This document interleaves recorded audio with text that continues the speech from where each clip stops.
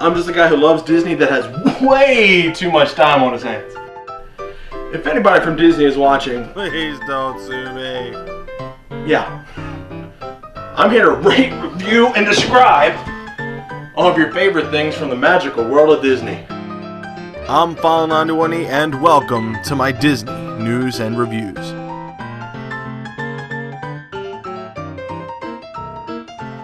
Hello everyone and welcome to this week's Disney News and Reviews. I'm File91e.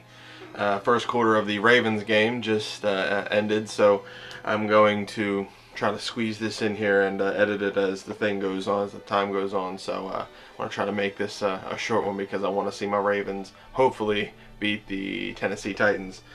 Should be a good game though. It's been a good game, back and forth, awesome stuff. Anywho, sorry for the scraggles. I know I didn't shave today, so whatever. It's football. You don't shave. Just don't do it. Anyway, some pretty big stuff this week. I went to AAA and I finally got all my stuff. I'm officially ready to go down to Disney World. I also got my Mickey's Not So Scary Halloween Party tickets. I bought them, or we got them online, and they're at will call. So I don't have them with me. I don't have them in my hands, but I have the voucher here in my book right here. There you go. The Mickey's Not So Scary Halloween Party stuff with the confirmation and all that stuff, and it's great. It's going to be fun. I really am looking forward to that. But the big thing this week is this. This is all the final stuff from AAA. Anyway, in the envelope are some luggage tags. Got some travel insurance guides. This is the Disney Magical Express stuff. In this envelope, you get the luggage tags for the Disney Magical Express. Oop, that dropped. Excuse me. And then it also comes with this thing. It has the before you leave home, and tells you your flight information, shows you where the Disney Magical Express stuff is, but it also has the vouchers, to get you to your room. So you got to make sure that you have that whenever you're going down, and I'll talk more about it more in depth later. Not in this video, but in another video that I will make down the line. And then it comes with these different things like photo pass stuff, vouchers for meals, and Planet Hollywood. So just like travel coupons that AAA has, which is really cool because you can get like some free merchandise from Planet Hollywood and whatnot. So I'm pretty sure I'm gonna hit that up. But yeah, so with that pretty much officially makes everything going. I'm going to Disney. Well, I mean, I was going to Disney no matter what, but this is all the tickets and everything that I need to go. I have. I'll get my actual tickets when I'm down there because they're the room keys as well. So that's it. That's everything. It's really, really cool. So I'm really excited to go down. I can't wait. It's like 3 weeks away. It's what is it, 2 o'clock or something right here, 1 o'clock, so technically in 3 weeks I will be somewhere in Epcot. So probably Universe of Energy. I want to think it's the Universe of Energy. So I don't know. Anyway, let's get right to the news. A new Wilderness Explorers game has been playtesting in Africa at Disney's Animal Kingdom over the last couple days. Based on elements of the Disney Pixar movie Up, including the character of Russell, the gameplay takes elements from the existing Kids Discovery Clubs and a Kim Possible type experience. So far it has been a limited test with perhaps a view to it becoming a permanent addition to the park. This is Disney's way of trying to get kids and other people involved in the parks, because there's the new Magic Kingdom interactive game coming out. There's the what was it in Epcot, you got the Kim Possible showcase experience and all that. So Disney has been trying to figure out ways to have have there be more interactivity in the parks or whatnot, and especially for kids. So when you're waiting in line as a kid, you have something to do and whatnot. So that's actually pretty cool. Also, the operating hours have just been extended for the Magic Kingdom on its 40th anniversary, which is October 1st. That's right, the Magic Kingdom turns 40 on October 1st. The park now closes at midnight, up from its previously scheduled 10 p.m. closing. Wishes is at 9, with 2 performances of the Main Street Electrical Parade at 8 and 10. Just letting you know when you go down there. Now, although expected to reopen this past week over almost 9 months of refurbishment, the Primeval World still remains closed at Disney's Animal Kingdom, with construction walls still up around the attraction. Cars have been cycling the track for the past couple weeks, so work is definitely taking place on the coaster. No word yet on a revised opening date. They're still trying to work out the kinks on this round. I'm not quite sure what's going on. Nobody knows, so I don't know. We'll have to see. This year we'll also see some changes to the Halloween offerings at Downtown Disney. Instead of handing out candy, there will be enhanced entertainment.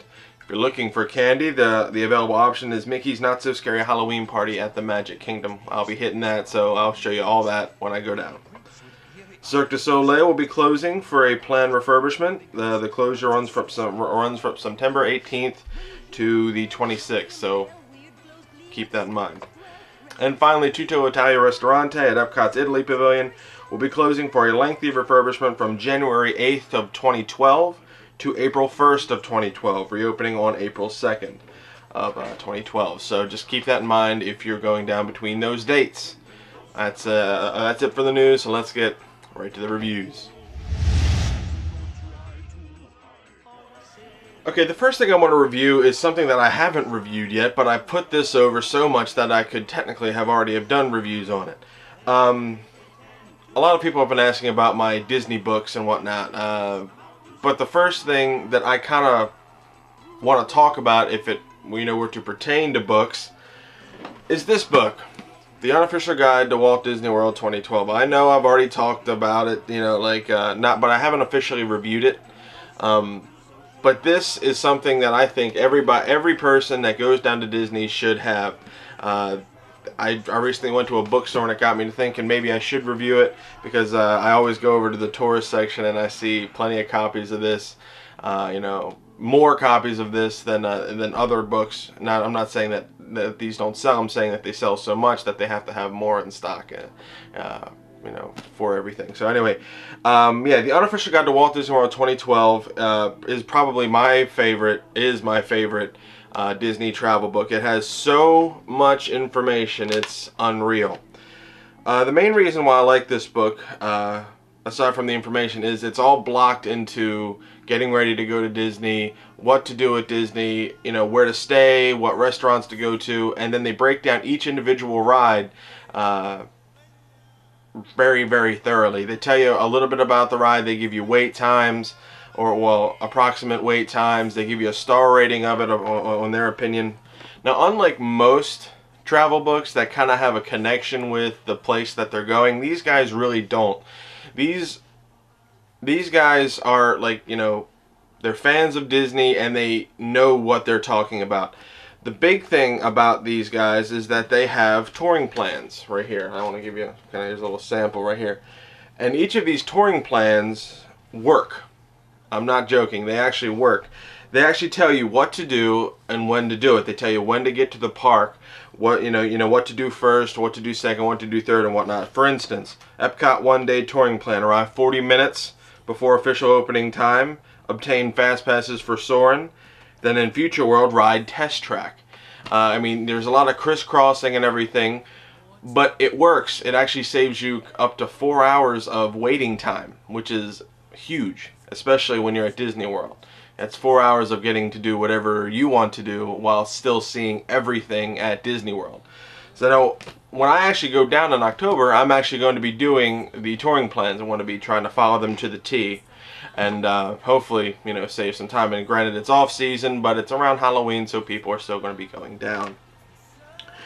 Now, a lot in my earlier videos, I've read a lot from this book. So let me give you a sample of what the the ride reviews are like. This is they break it down into each individual park, and then they break it down even further into each individual section, and then into each individual ride. So for one, this is the Animal Kingdom, the Tree of Life / It's Tough to Be a Bug, 4 stars. What it is a 3D theater show, major attraction, go before noon or after 4 p.m. The theater is inside the tree. Author's rating: zany and frenetic, not to be missed, 4 stars. Duration of presentation about 8 minutes. Probable waiting time 12 to 30 minutes. Then they also give you these really cool little trivia things by Jim Hill. Excellent stuff. Especially if you're a big Disney fan like me, it's really awesome to see. They also give you stuff that people have sent in, comments and reviews that people have sent in that they include with it, because they say, they might say one thing, but other people might, have a different opinion on it depending on what their situation is. Like I said, they do review the restaurants and whatnot. The restaurants are reviewed in pretty much the exact same way. They give you, star quality. They give you approximate prices, whatnot. This is the La Celia Steakhouse, ironically enough. I kind of flipped to it, which is where I'm going to be eating. It's designed to look like a wine cellar. They give you setting and atmosphere, house specialties, other recommendation, and summary and comments. They break down each individual hotel, which is excellent. And they also give you hotels outside of Disney World to try to help you save as much money as possible. They want you to be comfortable, and they want to give you as much information as you could ever possibly need to going down Disney World. This is like one-stop shopping. Now, what am I going to give the unofficial guide to Walt Disney World? This is the 2012 edition. They have an edition comes out each and every single year. What am I going to give it? It's obvious. 5 stars. This is one of the premier things that you need, or I think that you need whenever you go to Disney World. All the information's in here. It's 20 bucks. It's probably the best $20 you'll ever spend when it comes to going to Disney World. I mean, I have different, Disney World guides. This is Folders, and they give you a good basic overview, but they don't go as far in depth as these guys do. And it's not like it's hard to figure out. It's set up in a way that you can easily and readily get everything. So it's not like it's a bunch of information. They have pictures, they have maps, they have all kinds of different things. So that's why the unofficial guide to Walt Disney World is my favorite Disney guide. They do other things. These people are awesome. So, I mean, come on, guys. They even throw in Orlando and SeaWorld. Okay? Just because they know that everybody's going to, everybody who goes to Orlando usually 9 times out of 10 goes to SeaWorld and Universal too. So that book is awesome. Those guys are awesome. 5 stars for the unofficial guide, people. Excellent stuff, guys. Okay, the last thing I want to review is a movie that I saw last night. Now, I know everybody has seen the DVDs, so I figured I'd break out something different. I broke out my old clamshell Disney case of this movie, The Lion King. I went and saw The Lion King in 3D this past weekend, or sorry, actually last night, and it was awesome, obviously. I mean, this movie in and of itself is great. If you haven't seen The Lion King, really? You haven't seen The Lion King? Go see it immediately. It recently came out on DVD and Blu-ray 3D. So that's why Disney felt that they were going to re-release it as a 3D movie, just so that you can actually see how awesome the 3D is. And the 3D was actually really cool. It added a lot to the movie. You can really got a sense of depth, which is really cool. Disney digitally remastered everything, the audio, the color, everything. It was touched up and colors were good and vibrant. Now, the one thing a lot of people have been asking me is the song Morning Report in there? That's only for the Lion King special edition. They re-released the original theatrical version, so the Morning Report song and sequence is not in the 3D version. Just letting you know, throwing that out there so you guys know. Honestly, the best part of last night, aside from the movie, was the atmosphere. It was pretty much everybody that was in the theater. It was a 10:30 showing at night, and it was a sold-out show. Everybody that was in there was either born from 1982 to 1992. It was hilarious. There weren't that many kids in there, obviously because it's 10 p.m. And there was cheering, laughter. I mean, it was as if this movie had never been seen before, and it was being seen for the first time. I remember going to see this movie when I was a kid, when it came out, and I had a good time there. But it was really cool to relive it, and everybody was, they cried when Mufasa died, and they laughed at Timon and Pumbaa, and they were cheering, and when Simba took his place on the Pride Lands.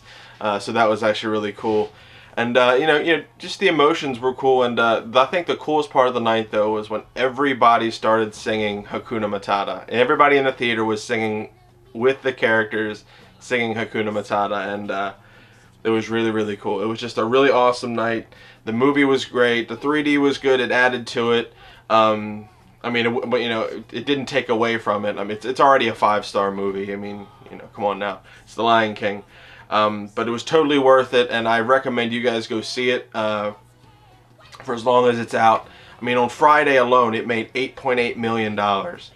This is The Lion King. It's almost 20 years old, and it made $8.8 million during a 3D re-release.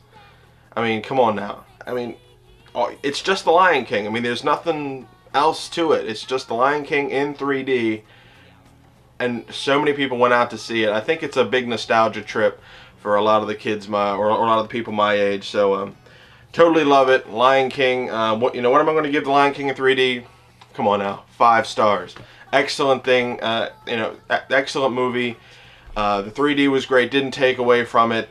I definitely recommend going to see this with your friends, especially the friends that love this movie, because it is a big nostalgia trip, and it's a great movie, fun times, awesome songs. You can't not like it. So that's why The Lion King in 3D gets 5 stars. Well, I hope you guys enjoyed this week's Disney News and Reviews. I'm running out of stuff to review. I'm just waiting for Disney World to come around. I got a couple of shows before then, so I'll try to come up with something. So if anybody from Disney is watching, please don't sue me. I'm trying to get people to go to Disney World or go to see The Lion King in 3D, which was awesome. I'm trying to get people to get some, their juices flowing for Disney. It's awesome, good stuff. Go to allears.net, touringplans.com, wdwmagic.com for all your latest and greatest Disney news. WaltDisneyWorld.com is good too, straight from the horse's mouth. Good stuff. And again, go see The Lion King in 3D. Excellent if you're a huge Lion King fan, or even if you kind of like it. It's a pretty cool experience just to see this movie that was so big, back out in theaters and in 3D. It's just an awesome experience. And so yeah, I'll see you guys next week for another Disney News and Reviews. Bye, guys.